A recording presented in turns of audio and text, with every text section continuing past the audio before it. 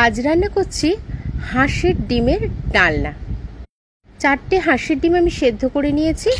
এবার প্যানে একটু সাদা তেল গরম করে ডিম 4টেকে ভেজে নিলাম।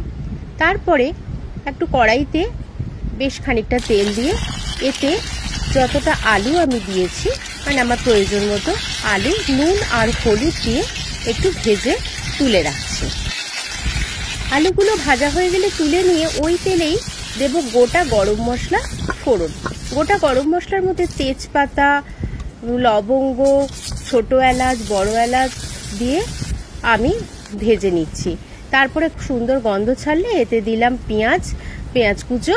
এরপর এতে কয়েকটা মশলা দিয়ে দিচ্ছি, নুন, হলুদ, লঙ্কা গুঁড়ো, চিনি, আদা বাটা আর রসুন বাটা দিয়ে ভালো করে কষিয়ে নিয়ে এতে দিয়ে দিলাম টমেটোটা নরম হতেই দিয়ে দিলাম আলু, আর তারপরে জল দিয়ে ঢাকা দিয়ে আলুটা সেদ্ধ হতে দিলাম। জলটা যখন একটু মরে আসলো, আলুটাও সেদ্ধ হয়ে গেছে দেখলাম। এরপর এতে গরম মশলা দিয়ে রান্নাটা প্রায় ফিনিশ করে এনেছি। এরপর এতে দিয়ে দিলাম একটু জল থাকতে থাকতেই ডিমটা নিয়ে একটু ফুটিয়ে নিয়ে অফ করে দিলাম। ভাত, রুটি, পরোটা সব কিছুর সাথেই এটা পরিবেশন করা যাবে। তৈরি হয়ে গেল আমার হাঁসের ডিমের ডালনা।